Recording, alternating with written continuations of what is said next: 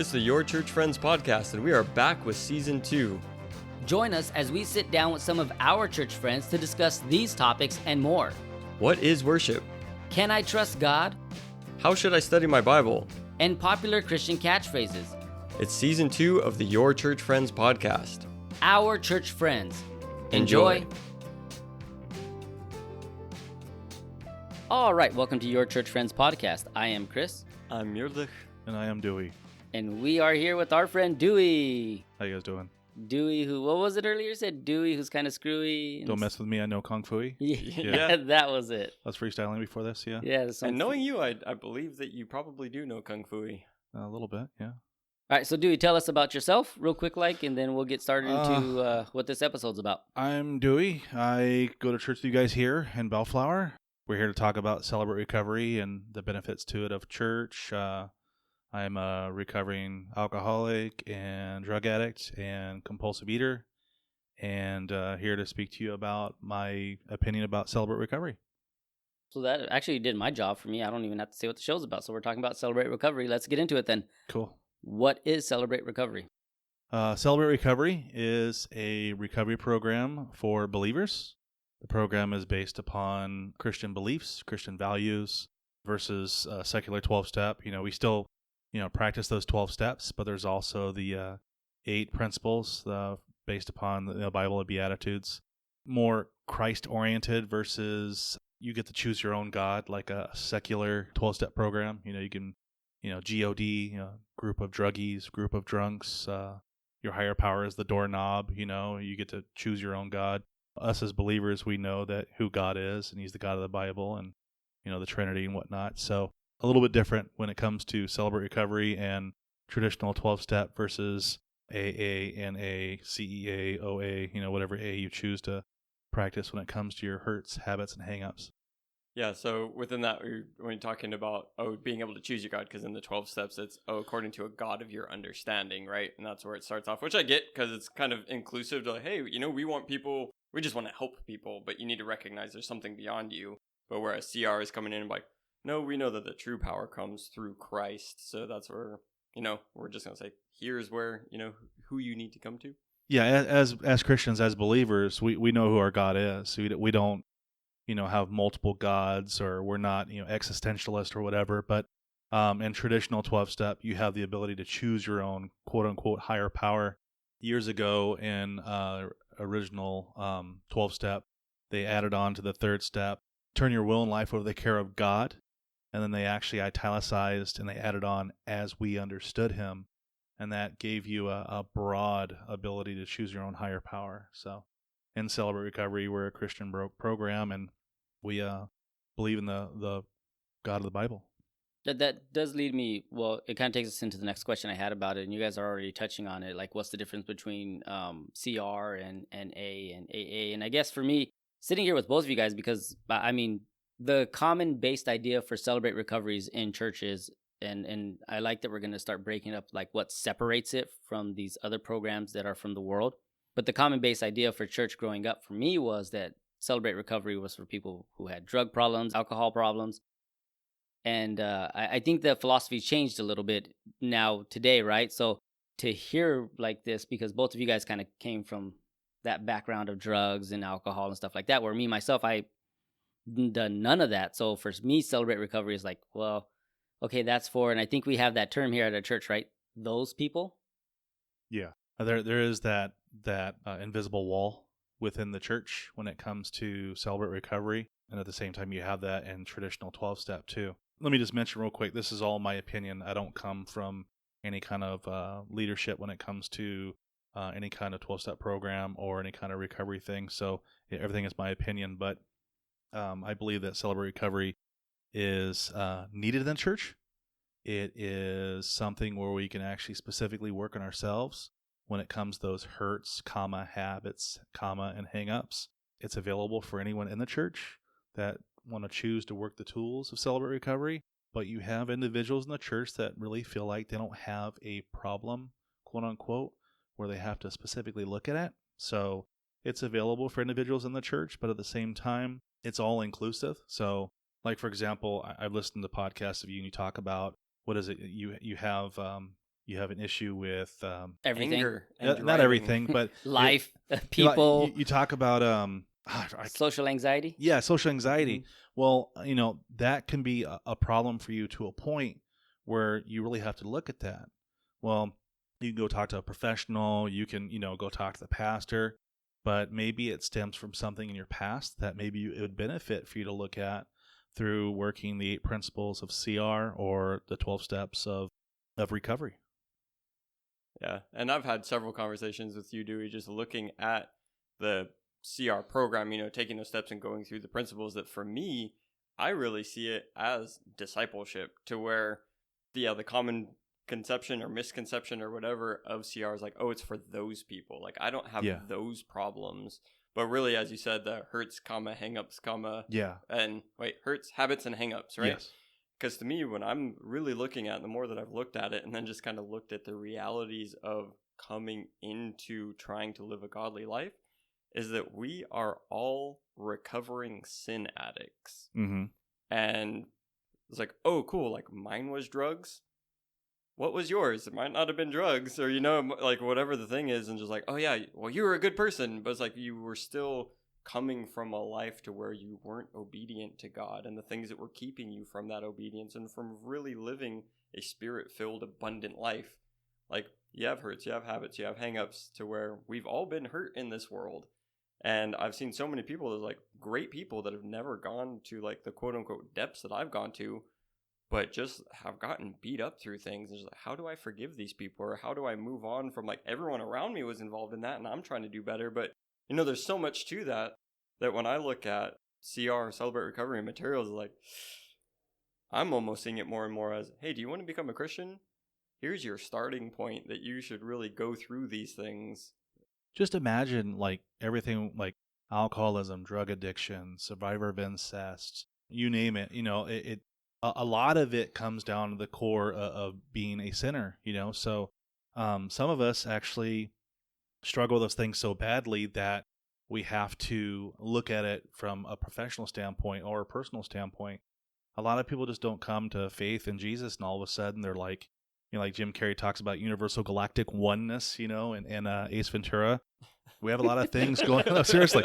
And so, like, universal galactic oneness, I'm whole now. No, we have a lot of things that we have to work on when it comes to those habits, those hang-ups.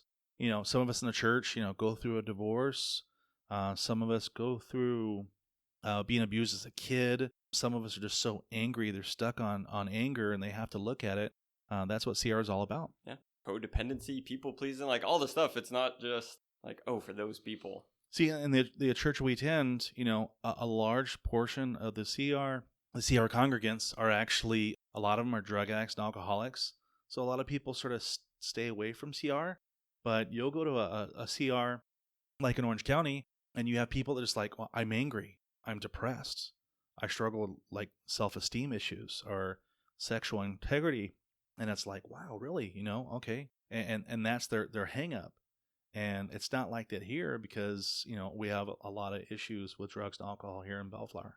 So I think that's a really good point that you brought up there too, is the Ace Ventura thing. That there is a common misconception. That Ace Ventura thing made me laugh, but there is a common misconception that when we do become a Christian, that we do then become like this complete perfect human being.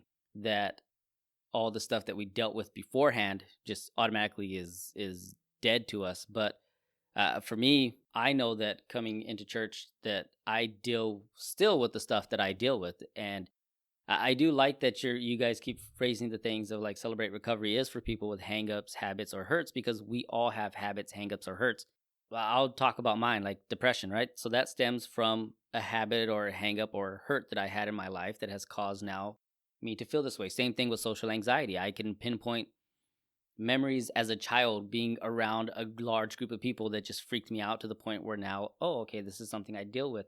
And so I then deal with that, and growing up with it, like especially the social anxiety, it almost turned to like an outlash. Like I was lashing out at people because of it. And that was how I dealt with it. Or then I would just stay at home in my cave because that was how I dealt with it. And then we get into the idea of like alcohol or drugs or other things. Those all stem from habits or hurts or hangups in their lives, and that is how they deal with it. And I could be completely wrong with it, but that's kind of what I'm putting together as you guys are talking about. Like, CR is it's more than just for, like you said, Murdoch, it is a good, like, hey, you want to become a Christian, here's a good starting point, because this is going to help you deal with the junk. And a lot of times we get caught up coming to church and like, I'm junk free now, but we still got junk. Yeah. And a lot of me wants to keep staying in the trunk, but I'm going to not say that. But going back what you were saying, when it comes to like your own personal hurts, it doesn't necessarily have to be, some form of chemical that you're like dependent upon. Things that are hurt, like when you learn something, you're hurt when you were a kid, and it still impacts you as an adult today. So we have these step studies in CR where we actually look at those things for face value. So let's say someone who is like a survivor of incest, which is a horrific thing to have to go through. But at the same time, those things that happen to you, those repetitive things, it impacts you in a certain way, and you learn to live life like either wrong or indifferent. Coping mechanisms to survive through it. So it's just not about drugs or alcohol. There's things that impact you, like being abused, going through like a horrific divorce. I went through a divorce that was like 2.5 years, it being clean and sober. And I had to write about it because it really impacted me in a derogatory way, a real negative way. And it changes you. It's a horrific thing to have to go through. But as believers, we have to go through those things, because life happens. People die, we get hurt, we act out, so that's what Celebrate Recovery is all about. It's not just about habits or addictions. It's about hang-ups. It's about hurts. It's the whole umbrella. The coping mechanism thing, when you said that, Murdoch, did like click something in my brain. So I sprained my ankle about 3 weeks ago and took a week off, and then decided I'm going to start working out again. And it's been painful, so I've been gingerly moving on it even when I'm running. But what that's caused is because I've been trying to deal with not aggravating that more, I've been putting more pressure on other parts of my body. So now my knee's hurting a little bit more.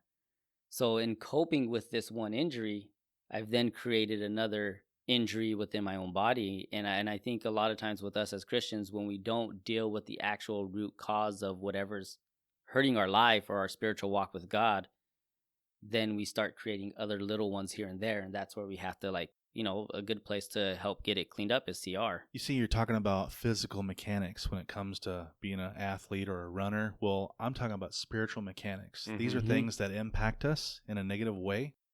And we've actually, started to rest on certain things. And we're like, our equilibrium is not right, especially when we come to Christ, because we're still hung up on something, or we still have this hurt or this dependency on something. And, you can go to every church in America on Sunday, and I personally believe that everyone has something in their life that they can look at for face value, and through the principles of Celebrate Recovery, have a certain level of freedom and awareness that would impact their Christian walk forever.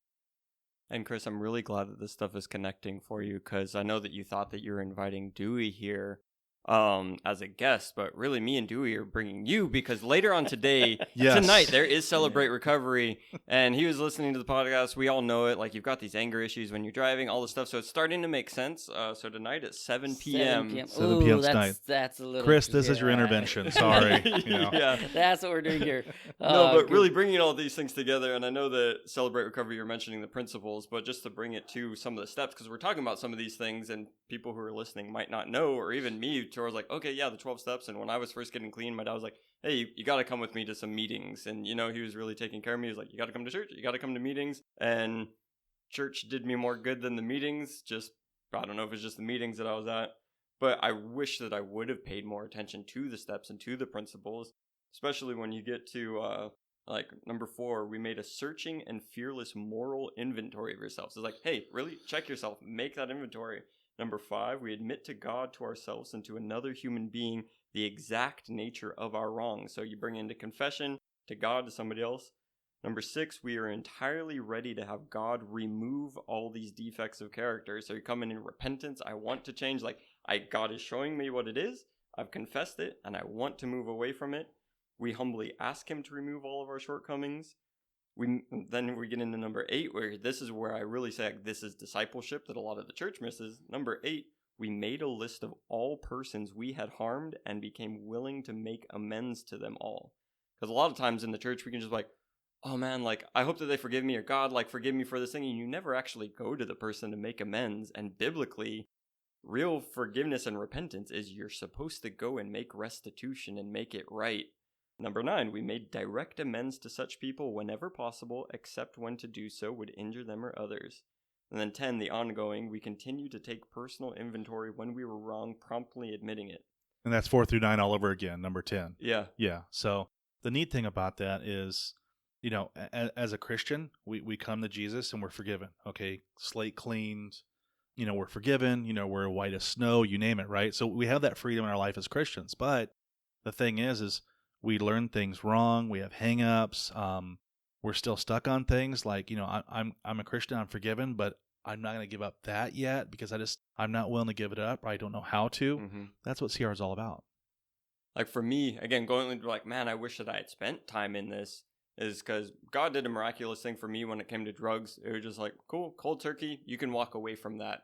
And thank God, because when I know other people and just like how big of a struggle that can be, is like, oh, that was such a grace on my life. But then I hadn't been sober for too long before I had gotten married and moved into having a kid and that whole life. And man, my past life of dating and just relationships and everything was, my trust with people was completely broken and all of these different things. And how do I interact with people? Because my past relationships was like, oh, women cheat on me, you know? So now it's like, I'm married to this woman, just like all of that is going on. And those are past hurts. Those are things to get hung up on. Is like, my wife is the best person that anybody could possibly ever know. But I needed, as you were saying, like sometimes you just don't know how to be. You don't know the different thing of doing. And yeah, for CR to really, it's not just, I didn't necessarily need to come to CR for, hey, how do I quit the drugs? I was like, I'm fine. Like that's a past part. But these hurts and these habits and these hangups, like I want to be a better person. I don't know how to do that. Yeah, the drugs is just a symptom. Yeah. Once you take the drugs away, then you have to deal with the sinner or the drug addict in the raw form. And that's where CR comes in. You know, with people in the church, you know, they're forgiven, slates cleaned, but they really don't want to go in detail of their sin or their past hurts or anything. So that's where I see the difference with church versus CR. And then you have people in traditional 12-step that want to choose a God of their own understanding, but yet they don't want that religious stuff. So they want to stay in the secular way of their recovery and not have to learn about Jesus. So I really like that the drugs are just a symptom, because when we look at like what's going on with you and why are you acting a certain way and what's happening, the symptoms are the tell sign of like the real cause, like what's really going down with you, and how then do we treat that? for me, if I can go in a little personal in detail, the reason why I love Celebrate Recovery so much is because, I got clean and sober when I was 21. But then when I was doing my third step, you choose a God, if you would, who turn your one life over the care of God, quote unquote, as you understood him.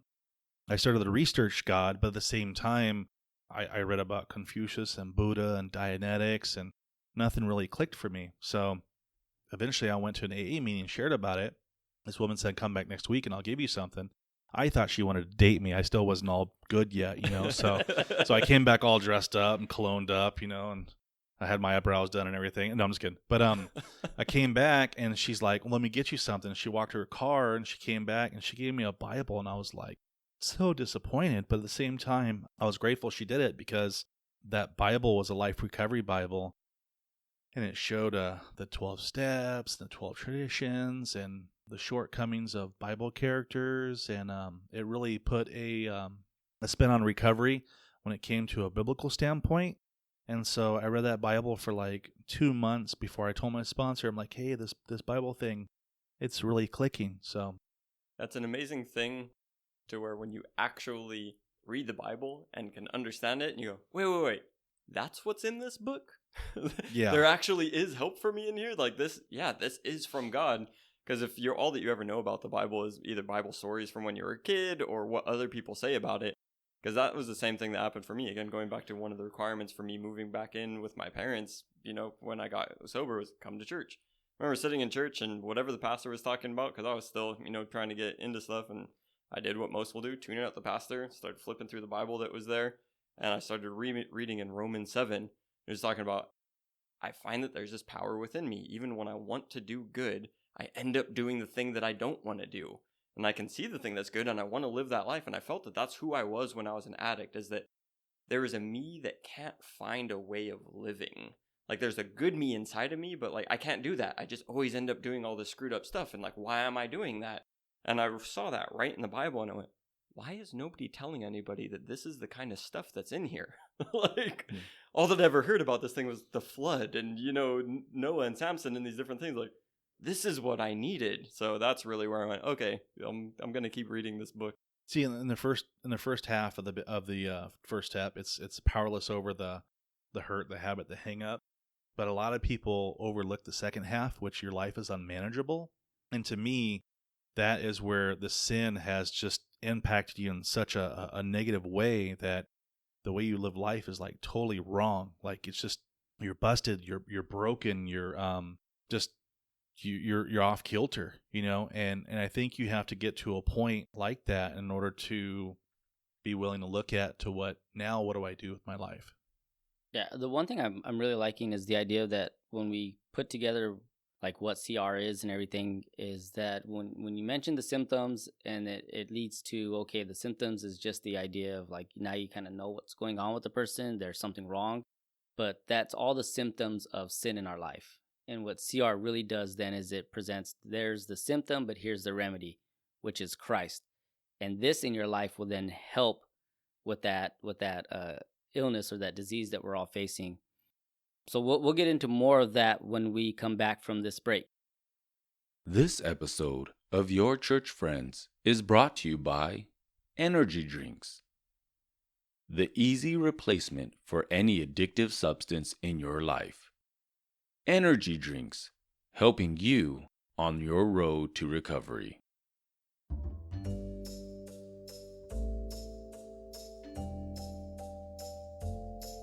Hello, church friends. Chris here to tell you about the Celebrate Recovery Ministry. Celebrate Recovery is a wonderful ministry that helps you address the hurts in your life, the habits you can't break, and the hang-ups you have. The Celebrate Recovery at the church I attend meets every Friday night at 7 p.m. If you are in the Southern California area and around the city of Bellflower, please feel free to stop by. The address is 14722 Clark Avenue, Bellflower, California, 90706. As we like to say at our church, it's not just for those people, but for everyone. Now back to the show. All right, we're back. And so far, we've really been talking about the recovery side, which obviously we're talking about that. But I really like that it's celebrate recovery. And I like that when going to a CR meeting, there's the time where we go, all right, who has been sober or clean and free from whatever it is that you're working through for today, right? And you can go up, I'm right, there is the chip for one day, Newcomers, right? Yes. The newcomers chip. And just really the celebration, and everybody's like, yeah, cool, like one day, because we know how much it is to come to that point. You work through all the denial, you come to the point, you're like, I made it through a day. And I know it was different stuff that I worked through, just like, when was the last time that you had a day free from whatever that is? Like, it is a celebration. And then you get these people and you go through and you get the 30-day chip and you get 90 days and you get all that. And then you start going up to the decades and you have people who are like, man, I've been free from this forever. And it gives you such hope that I made it through a day. And I've been hearing these different people's stories and he's been free from it for 25 years. It can be done. And I just love the celebration to it. To where, again, going back to kind of the juxtaposition between the church to where sometimes we're not as open to talk about our sin and our struggle and our everything. And it can be a lonely place. Because who in the church is going to stand up like, I didn't watch porn today. Like, you know what I mean? That's not a thing. And people aren't celebrating that. And I was like, it's a thing to be celebrated. Like that's a spiritual battle that you've been in and you're overcoming. So just really looking at those differences between like, man, we're celebrating the recovery, recognizing it is recovery. And we're celebrating those steps, even if it's that first step that just for today. And that's where I really like it. But obviously I really think that stuff that the church has, the one we look at like the church that CR is lacking because it's designated as, oh, that's like a ministry or that's something different within. So I know that there's two things working there. and you have years of experience going through both of it. When I know that I talk about anything recovery, you can almost quote any of the books and all of the everything. Like, you are so knowledgeable on all of it, but not just head smart. You've lived through it. So kind of what's your experience going through that between the programs of the church and... Well, to piggyback on that, that's why I think CR is so important within the church today. Because imagine, like, if Chris just stood up in the middle of church and turned to this little blue-haired lady and said, "Hey, I haven't watched porn today." Like, imagine what she was to say or do. And, like, oh, she'd probably get her purse and walk away. But, or say, "Me too." Yeah, she's like, "Yeah, me too." Yeah. Yeah. But at the same time, we got a real party going. Like, it's a testimony night. Yeah, this is great. But just imagine, like, allowing yourself to be in a church setting where you're with believers and you have the ability to be open and free when it comes to the... I'm sorry, dude. Muireadhach's lost it. Because I really just pictured you turning and her going, "Me too." That's the visual. Me too. Yeah, brother. All right, Praise sorry, Jesus. Dewey, continue. Sorry, dude. So we're not going to even edit that out. That's going to stay on the show. There you go. So imagine, you turn to that person, and you're like, "Hey, I haven't slammed heroin today." And that's someone that's like never had that problem, been a believer like 50 years, became a Christian when he was like 12, right? So it really won't relate. That's the important thing about CR. There's individuals that are in leadership like myself, and there's people that are pastors like Muireadhach, that there's a bridge that people that do struggle with those things, there's a place for them within the church. Learning, at church on Sunday, sitting in the pews, that's great. Let the pastor do his thing, sing your songs, worship him. I get it. But then when do we actually have a time where we can really focus on our hurts, habits, and hang-ups? We take the hat off, we undo the coat, and boom, we're looking at ourselves for face value. What I'm really liking is the idea of like the celebrating that chip. And I know we just had a good laugh about the whole, I haven't done this. But really, when we come to church, we don't often get to express our victories. We come, we sit in a service, we worship, and that's good. That's one outward expression, and that's mainly to God. But we don't get to do it with each other much. There's not, unless you're like in a life group or in a small group or something like that, then you don't get the whole like, "Hey, I'm not dealing with this anymore." But even then, that kind of stays more of like, "Hey, pray for me in this area." But I guess that like, let's express victory and for a place where like, yeah, you could come up and say like, "I did one day without doing whatever was my habit," and people are clapping for you. That's such a motivational thing. Like, it's that victory. Okay, I did one thing, I could do it again the next day. I could do it again, and that's kind of like that domino effect. We had Desiree on the show, and she's part of the CR ministry also, and she was talking to me about the chips, and I was like, okay, I know my stuff that I have and all that stuff. And I was like, so if I went a day without like being in depression, could I get a chip? And she was like, "Yeah, sure." And I was like, oh, now for some reason, I just want the chip. It's that achievement for doing something. But I really do think that I like the concept of there's a place where we can go to celebrate our victories. And why can't we in church just say like, "Hey, today I'm doing really good without giving into my anger"? See, that's been my experience in both rooms, if you would. Getting clean and sober at 21 and then doing that third step and then becoming a Christian, knowing that I needed a Lord and a Savior. Did that happen when you were 21? Like, how soon between getting sober to becoming a Christian? I had like 97 days. Okay. And all of a sudden it was like, boom, instant like Christian. And I was like, whoa, okay, now what do I do? Because we don't talk about Jesus in traditional 12-step in those rooms, but yet in churches in America, still even today, like recovery and secular 12-step, it's like water and oil. So I can't talk about, secular 12-step in a regular church or, on Sundays.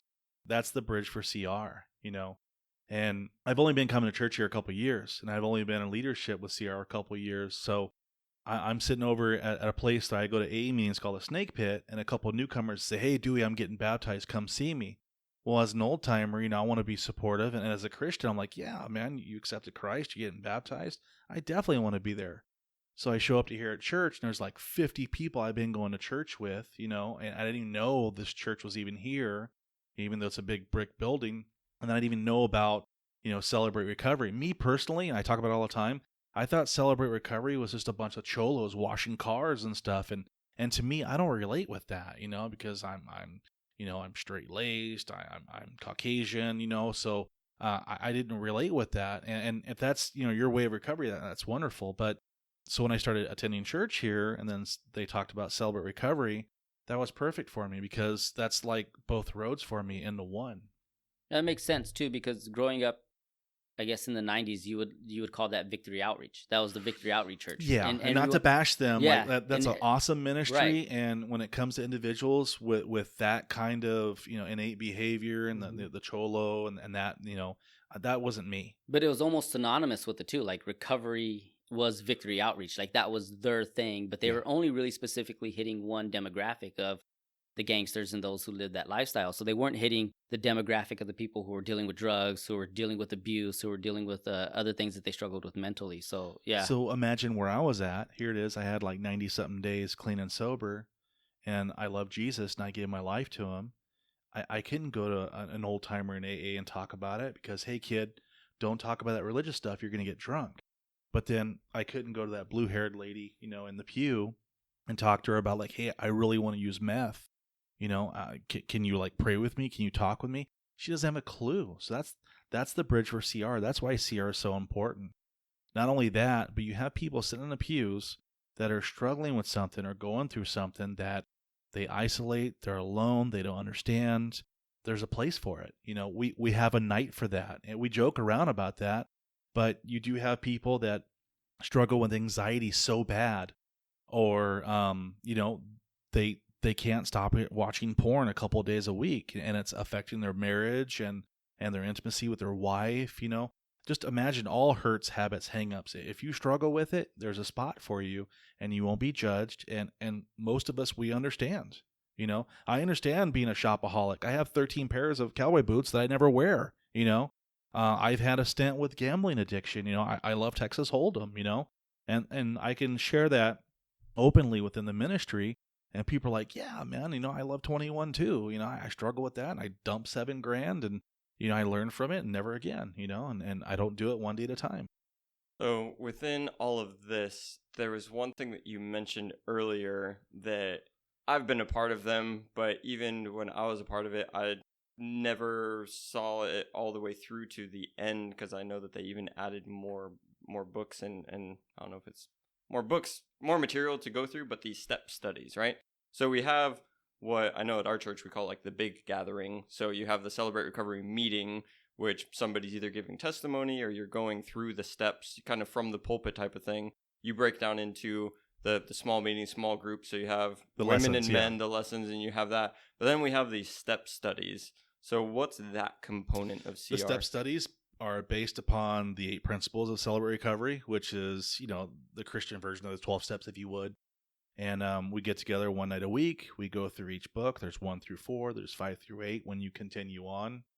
And it's available for individuals to sort of break down into smaller groups, where my eternal hope is eventually for a younger guy to be able to get to know me and attach himself to me and get my phone number and have someone to reach out. It's like, hey, here's my phone number. My phone turns on at 6. It turns off at 10 p.m. I'm here for you. I want to hear from you. I want to give back what was freely given to me and do it in a Christian setting. So that's really where it's good to come to the meetings, the bigger gatherings, and to have that. And you're obviously, there's a celebration, there's all of that. But when it comes to, I need to work on this myself, then the step to really get into is the step study, right? Because then you're taking the steps. And I know through going through it, you go through part of it to where you're just kind of going, okay, let's really look at kind of your life and your background, to kind of see how do you view God. Let's kind of get some scriptural view there. But then you come to the point to, hey, to keep going past this point, you need to get a sponsor. Yeah. Which I think is great when you're going through something, to have like, you come with somebody in agreement that they say, I'm going to help you, but you have to be dedicated to this too. Like, we're linking up to go through this together. And I just think that that's such a great thing, but it makes it a point through the step study. So I really like the step studies, because man, when I look at just my overwhelm through, I have issues, I need to work through it, I don't know what to do. And even sometimes coming to a church, you can feel that way, to like, I'm agreeing with everything that's being said from the pulpit, but like, how do I just take that next step? And that's where I like CR with the step studies, to where it really gives we're going to walk through the steps, There's- step by step. There's a method in the madness. In large group, we learn. And then in small group, as we share, we observe each other where we're at, in our recovery.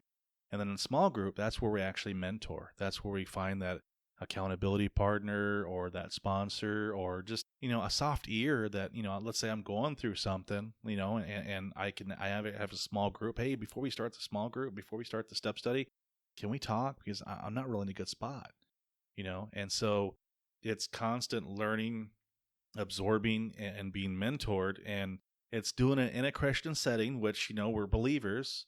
But at the same time, it's a safe setting too, because you're not sitting in a pew with someone that maybe is not that spiritually developed, that doesn't understand that stuff, but yet they're available.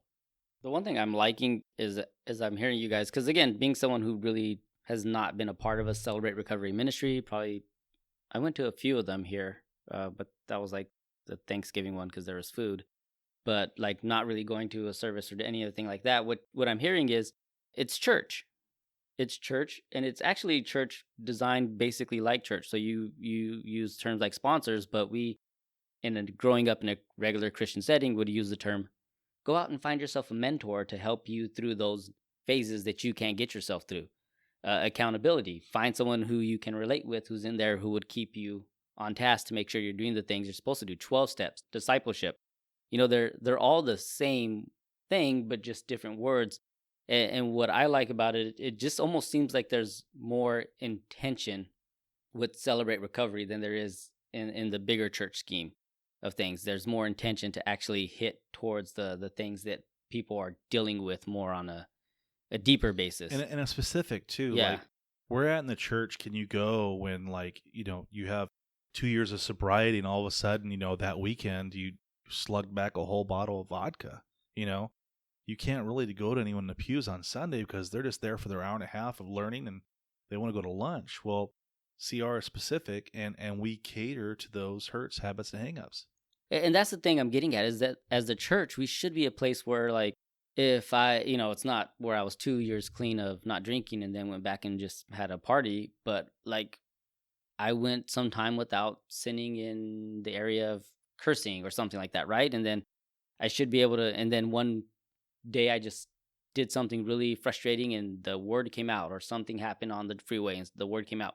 The church should be a place where I could come in and be like, hey, I kind of messed up, but this is where I'm at. And that's where it seems like CR is. No matter what you're dealing with, you could come in. It's almost like and we've talked about on the show, it's taking off the mask. It's really exposing yourself in the rawness of who you are. And the church can, I think, from me sitting, again, an outside person to it, the church can learn from CR is that if we took off our mask and really exposed ourselves to who we were, we could probably see a lot more growth in our relationship with God. I kind of see the two, kind of if you think of train tracks, right? Mm-hmm. You can't just have the one unless you're a monorail. You got the two tracks. And when we look at the church and as a vehicle for, preaching the word of God and bringing the gospel, and there is that theological training to, like, yeah, prior to this, I didn't know God as he's revealed himself to be through his word. And there is kind of aligning yourself to all of that takes a full-on focus, that if you're in the middle of learning those things, that's not the time. Or, hey, I really screwed up with like this sin thing going on. But then we also have the practicalness to how are you following through on these commandments and keeping yourself pure and, growing through that. So I really see them as two tracks that need to be together and that they serve different purposes, and you can't really have one in the other, even though they both need to be there, if that makes sense.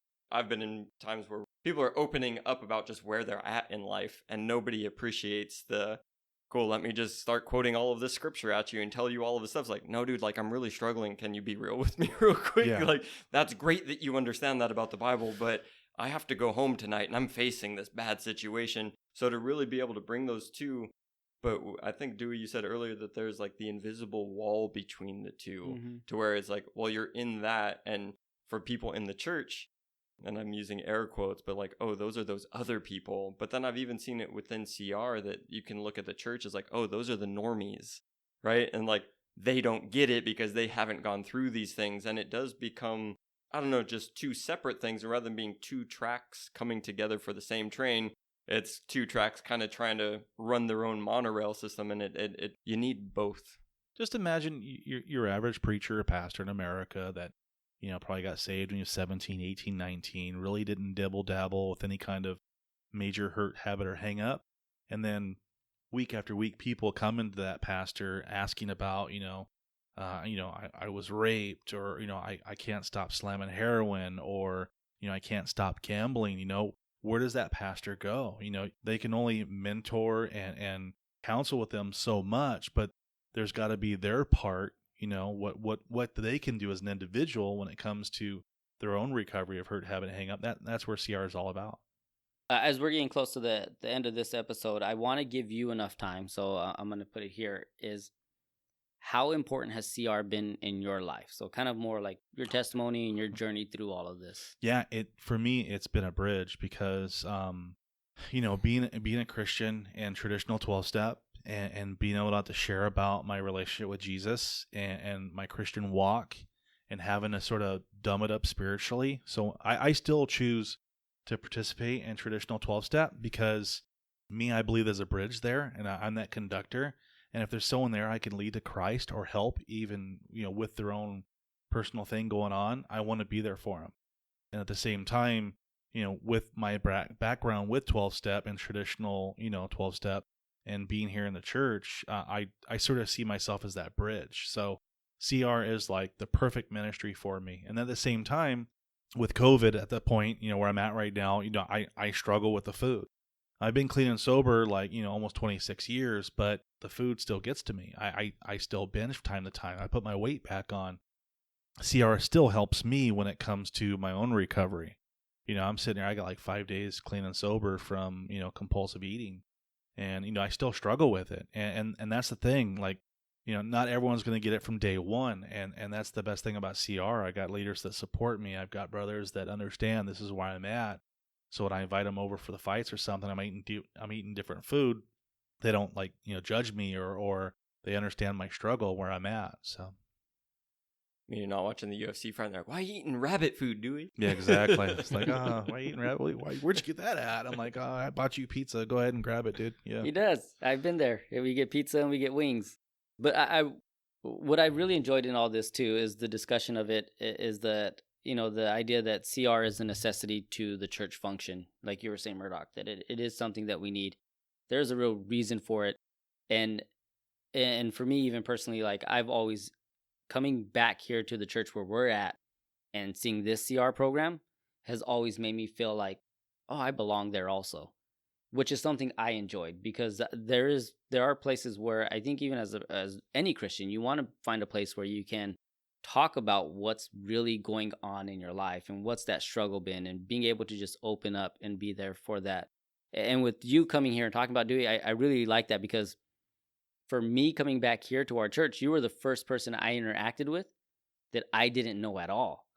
And so when I sat down at a table with Dewey, it was like, Dewey seemed like he had his whole life together. He looked from the outskirts successful. He looked, he wore them slick cowboy boots and a cowboy hat back then, had his nice pin in his glasses case, would pop that out during small groups. And from the look of it, you would think this is a successful man, and which you are. But then when we started talking, you started talking about all of the things that you dealt with.